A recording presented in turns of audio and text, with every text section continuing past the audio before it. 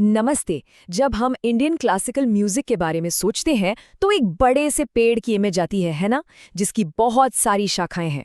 पर उस पेड़ का तना कौन सा है? आज हम बात करेंगे उसी जड़ की, उस नींव की जहां से संगीत की कई और शैलियां निकली। जी हाँ, आज हम बात करने वाले हैं ग्वालियर घराने की। कभी सोचा है एक ऐसे फैमिली ट्री के बारे में क्या कहेंगे जो पूरा का पूरा संगीत से बनाओ? मतलब एक ऐसा परिवार जिसकी विरासत पैसा या जमीन नहीं बल्कि सुर और ताल हैं, जो पीढ़ी दर पीढ़ी आगे बढ़ते हैं। हमारे शास्त्रीय संगीत में इस कमाल की परंपरा का एक बहुत खास नाम है, और वो नाम है घराना। सीधा साधा मतलब है संगीत का एक परिवार, एक ऐसा सिस्टम जहां म्यूजिक स्टाइल, डिसिप्लिन और पहचान सब कुछ गुरु से शिष्य तक पास ऑन होता है। इसका मकसद अपनी शैली की शुद्धता को बनाए रखना। ये गुरु शिष्य परंपरा की एक सदियों पुरानी बहुत ही खूबसूरत प्रणाली है।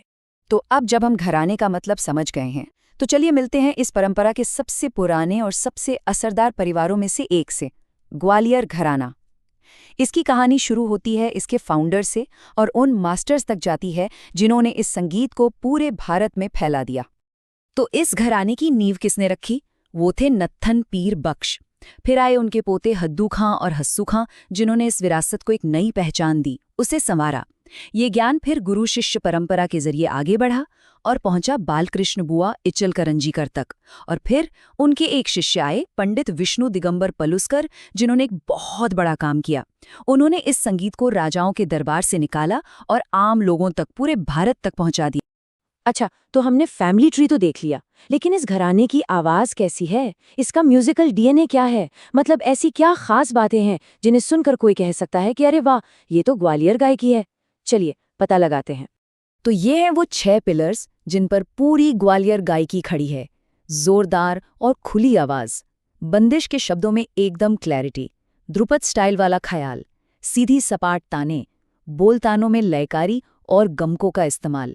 ये सब मिलकर इसे एक यूनिक पहचान देते हैं। चलो इनमें से कुछ खास बातों को थोड़ा और डिटेल में समझते हैं। सबसे पहली और सबसे जरूरी बात है आवाज और उच्चारण।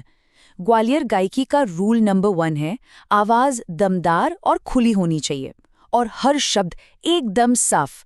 यहाँ पर बहुत ज्यादा सजावट या मुर्कियों से ज्यादा जोर सिंप्लिसिटी और क्लैरिटी पर होता है।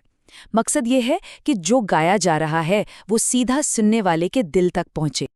अब बात करते हैं टेक्निक की। इसकी दूसरी बड़ी पहचान है सीधी और सपाट ताने। यहाँ बहुत ज्यादा पेचीदा घुमावदार तानों की जगह सीधी और असरदार तानों पर फोकस रहता है। और इस पूरी गायकी को एक मजबूत बेस देते हैं 2 खास ताल, जो धीमी बंदिशों में अक्सर इस्तेमाल होते हैं, एक ताल और तिलवाड़ा। अच्छा, एक बात और, ग्वालियर घराने को अक्सर ख्याल गायकी का जनक घराना या मदक घराना भी कहते हैं। पर ऐसा क्यों? ऐसा इसलिए क्योंकि इसी घराने की जड़ों से कई और घरानों ने जन्म लिया है। ये एक तरह से सबका ओरिजिन पॉइंट है। और इस विरासत को फैलाने में, जैसा हमने पहले भी बात की, पंडित विष्णु दिगंबर पलुस्कर का रोल बहुत ही बड़ा था। वो ग्वालियर परंपरा के ही शिष्य थे और उन्होंने ही इस संगीत को शाही दरबारों के ऐशो आराम से निकालकर आम जनता के बीच पहुंचाया। उन्हीं की वजह से ये ज्ञान पूरे देश में फैला।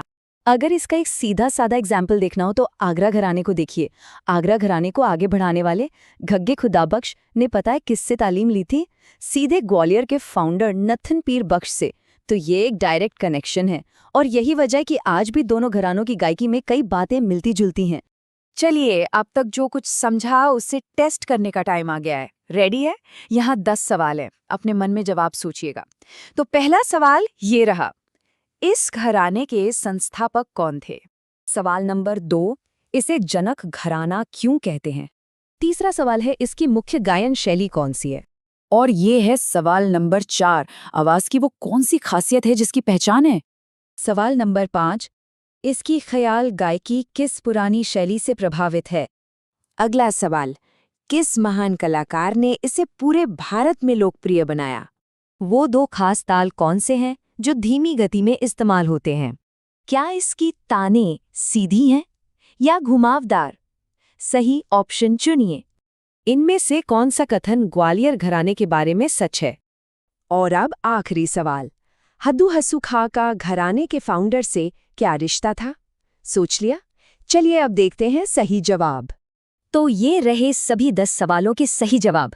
अपने स्कोर चेक कर लीजिए। उम्मीद है ज्यादातर जवाब सही होंगे, और अगर कुछ गलत भी हो गए तो कोई बात नहीं, अब तो सही जवाब पता चल ही गए हैं। अच्छा, इतनी सारी बातें याद कैसे रखें? इसके लिए एक छोटी सी मेमोरी टिप है।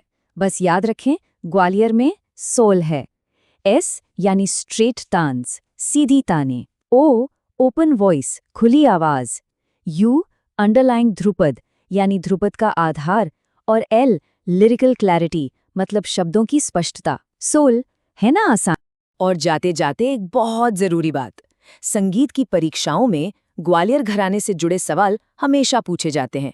ये एवरग्रीन टॉपिक है, क्योंकि ये सिर्फ एक गायकी का स्टाइल नहीं है, ये इंडियन क्लासिकल म्यूजिक की बुनियाद का एक बहुत बड़ा पत्थर है। तो इसे समझना मतलब संगीत को उसकी जड़ों से समझना है।